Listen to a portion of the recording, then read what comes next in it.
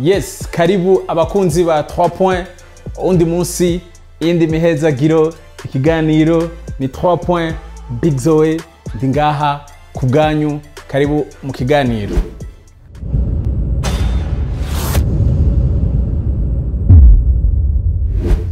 Aha,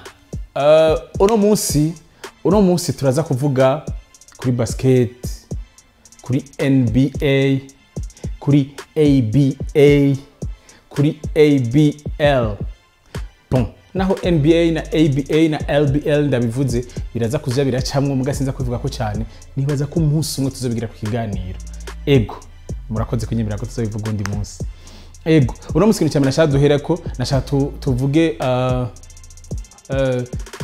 ni bande bazaho logo ya NBA yavuye. Kaka logo menga no muntu adonze umupira nyene ukuntu. Ego, ico gihe dusubiye inyuma cyane, urabizi kandi cyashaka kwanda gusubira inyuma. Dusubiye inyuma muri 1969. Ico gihe NBA ntibwarongogwe na David Stern canke Adam Silver, yarirongowe na Kennedy Walter. Ico gihe niwe yararongoye NBA. Ico gihe muri Amerika hari federation zibiri za basket. Hariho NBA na ABA. Kandi ABA yari ikaze kuruta NBA. Kennedy Walter yararongoye NBA amara igihe ariko ararondera, yarongoye kuva 1963 gushika 1975. Amara igihe ariko ararondera ukuntu yo create akalogo, yo create image itandukanya NBA na ABA, kandi nyene gafise swag, urabyumva nyene. Yego, aca yitura mu biro yitwa Alan Siegel, yarafise company ijejwe gufasha andi ma entreprise gutravaya image yayo kugira ise neza gose gusumba izindi. Ego, haba muri umwanya ko baravugana, Kennedy Walter nyene asanzwe arongo NBA ariko arafeta ki magazine kimwe, acagwa ku ifoto ya Jerry West. Yes, iyo foto iravye urabona yuko directeur Mario yacicika logo ya NBA.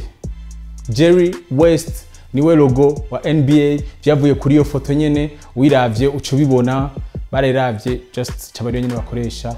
Ego, hawarabu to discussion sometime ngo ko hoba hageze ko logo ya NBA hinduka akaja kwiyindi kugera ya kera cyane, haja ko peut-être Kobe, LeBron canke Allen Iverson canke Air Jordan ya Michael Jordan. Ego, donc muri commentaire urashaka proposer nayo ubona yojako. Ku bantu bakina basket barazi itegeko rya 24 secondes muri basket. Ego, rivuga ko iyi equipe yanyari ifise umupira kirazira ko murenza 24 secondes ngo mufise umupira utarakora swat kuri panier cyangwa kuri planche, mutarashuta canke ngo mupenetre mushikane. Ego, iryo tegeko ryavuye kuko ntiryamyeho muri NBA. Iryo tegeko ryazanywe n'umuntu yitwa Danny Biazone, yararongoye c'est Biazone, nzi ko ari umutaliyano cyose nageze ndamugize umutaliyano. Yararongoye equipe ico gihe yitwa National Syracuse, ariyo yahavuye bas Philadelphia 76ers. Niwe yazanye iryo tegeko rya 24 secondes. Yarizanye gute? Kubera ico gihe ritari rihari, equipe yarasha gutebana umupira umwanya muremure. Umva genre bya muri football vya possession n'ibikidija muri football babikonsidera nka qualité ko equipe yamaranye umupira umwanya muremure. Muga muri basket plus equipe yamaranye umupira muremure, match yacibiha, urumva nta action yaba niki ikintu nk'ico. Acarana ko abarorerezi biyanuya. Abarorerezi nabo urabizi yuko niwe binjiza amahera bidoze, ibintu bitegeza guca bihinduka.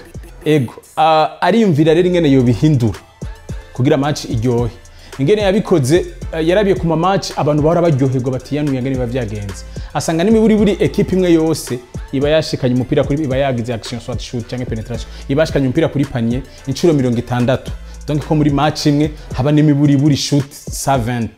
Ego, ko match imara 48 minutes, achafata 48 igabura amasogo 48 minutes igabura amasegonde iba 2880 secondes, achafata 2880 divisé par ya 120 igitanga 24 secondes. Aha, ibi haruguru le chiffre. Yeah, ubu tugiye tuvuge kuri ligne ya 3 points. Ligne ya 3 points yamyeho muri NBA. Ligne ya 3 points avant ko abaho NBA muri introduction navuze ABL, ABA, NBA.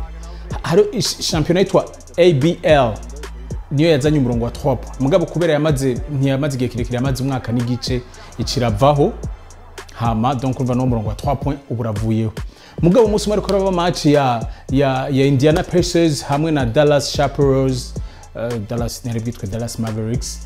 Match iraba bari difference ya 2 points, hanyuma match igira ihere umukinyi wa Indiana ararekipera umupira kuri panier yabo arawutera winjira ku indi panier hariya ya Dallas. Donc urumva koma ta 3 points yabaho yari 2 points, yari kiba egalite. Ariko bari tegura prolongation, arbitre achaza kwabwira ati aba Indiana batsinze, batsinze gute ati ijya panier batsinze c'est valeur à 3 points. Donc nibaza ko ryatege kujyo muri ABL, bari bagiye kuzana muri ABA. Iyo yari ABA, ntiyari muri NBA. Iyo yari ABA. Nibaza ko ariyo panier ya mbere ya 3 points, ya mbere izwi yemewe officiellement, sinzi kuko zo muri ABL nitozi konta ko champion amaze umwaka umwe n'igice. Muri 1976 niho bavanze ABA na NBA, bica vyitwa NBA. Ego ABA nayo iba iravuyeho. Ego hama muri 1979 niho umurongo wa 3 points wemewe muri NBA officiellement. Donc kandi 1979 niho mwaka Larry Bird na Magic Johnson bari binjiye muri NBA nk'abaruki. 19 for Johnson, his first points of the second half. Does he win the MVP? Isaiah Thomas with some of the Walter Payton strut moves. Ku matara ya basket hagera kajya panier binjizamwo, ijya planche iri nyuma ntiyamyeho igihe cyose, yagirazaho buke buke ku imyaka agira genda. Byose bivana n'ingene basket yatanguye. En fait kare hari juste agapanier, hari presque daira hari akadobo nyene binjiza umupira, hama si ibi byo umupira ucukoroka directement, oya ahubwo umupira barinda kuduga kuwukurayo. Rero kubera irya planche tari hari panier bimanitse ahantu hejuru nkano kuri balcon hejuru, abarorerezi nabo bari hejuru, wasanga umukinyere mu kibuga shuse abarorerezi bari hejuru bashobora gukubita umupira ntiwinjire.